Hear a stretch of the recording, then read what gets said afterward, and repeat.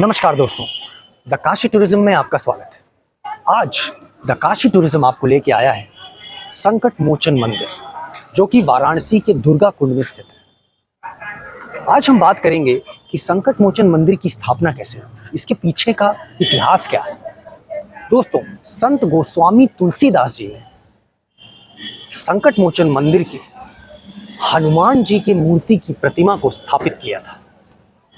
आज भी आप यहाँ आएंगे संकट मोचन मंदिर में दर्शन करने, तो बाहर संत गोस्वामी तुलसीदास जी का नाम अंकित किया गया है।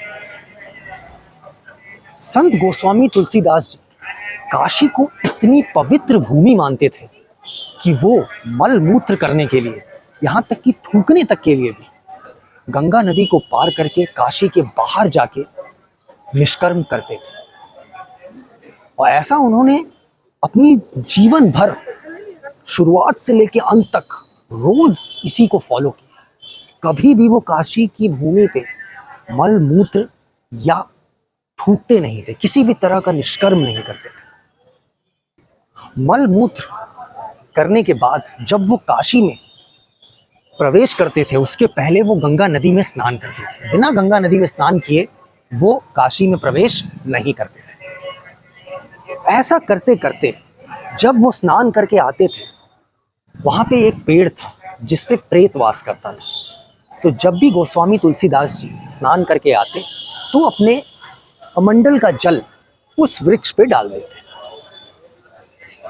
कुछ दिनों बाद जब गोस्वामी तुलसीदास जी ने स्नान करके आए और उन्होंने उस पेड़ पे उस कमंडल का डल जैसे ही डाला, प्रेत ने उन्हें रोक लिया और उनसे वार्ता करना शुरू किया।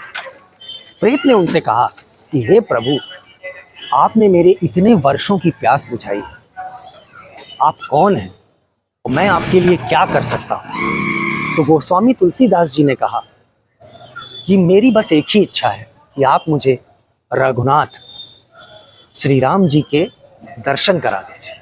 तो प्रेत जोर जोर से हंसने लग गया।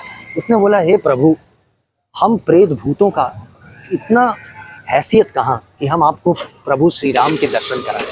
लेकिन आपको अगर प्रभु श्री राम के दर्शन करने हैं तो मैं आपको उसके लिए एक मार्ग बता सकता हूँ।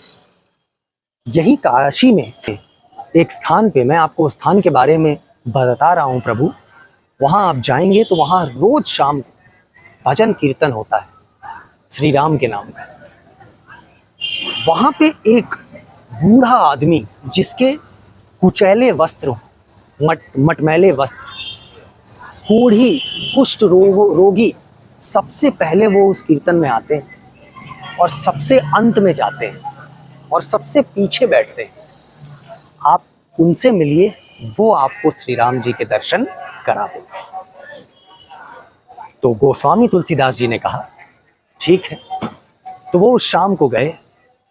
तो जैसा कि उस प्रेत ने बताया था, उनको वो व्यक्ति दिखा वहाँ पे, जो कि मैले कुचले वस्त्र पहना हुआ था, कुष्ठ रोगी था और सबसे पीछे। गोस्वामी तुलसीदास जी ने उस पूरे कीर्तन को अटेंड किया। तो गोस्वामी तुलसीदास भजन कीर्तन के अंत में उस कुष्ठ रोगी व्यक्ति के पाँव में गिर गए और उन्होंने उस व्यक्ति से कहा कि प्रभु, मैं आपको पहचान गया हूँ, कृपया करके आप मुझे अपने दिव्य दर्शन दीजिए।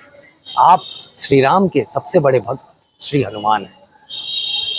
तब हनुमान जी ने कहा, नहीं नहीं, अरे आप कहाँ, संत आदमी और मुझ जैसे कुष्ठ रोगी, ऐसे गंदे वस्त्र पहने हुए इंसान के पांव पड़ रहे हैं, आप पापी का भागीदार बना रहे हैं। बोले, नहीं नहीं प्रभु, मैं जानता हूँ आप श्री राम के सबसे बड़े भक्त श्री हनुमान जी। तब हनुमान जी ने गोस्वामी तुलसीदास जी को अपने दिव्य दर्शन दिए और श्री राम के दर्शन करने का मार्ग उनको बताया कि आपको श्री राम जी के दर्शन चित्रकूट में होंगे। उसी के बाद गोस्वामी तुलसीदास जी ने, क्योंकि उनकी जीवन का सबसे बड़ा लक्ष्य था श्री राम जी के दर्शन करना, साक्षात दर्शन करना, और उनकी सहायता की थी हनुमान जी ने। उनको वो मार्ग दिखाया था कि आप कैसे श्री राम जी के दर्शन कर सकते हैं। तो संकट मोचन में गोस्वामी तुलसीदास जी ने हनुमान जी की प्रतिमा स्थापित की। तो दोस्तों, इसी तरह संकट मोचन मंदिर की स्थापना। आपको भी अगर वाराणसी का टूर पैकेज प्लान कर रहे हैं तो आज के आज द काशी टूरिज्म से कांटेक्ट करें। नीचे दिए गए नंबर पे कांटेक्ट करके द काशी टूरिज्म कंपनी के साथ अपना टूर प्लान कर सकते हैं। नमस्कार।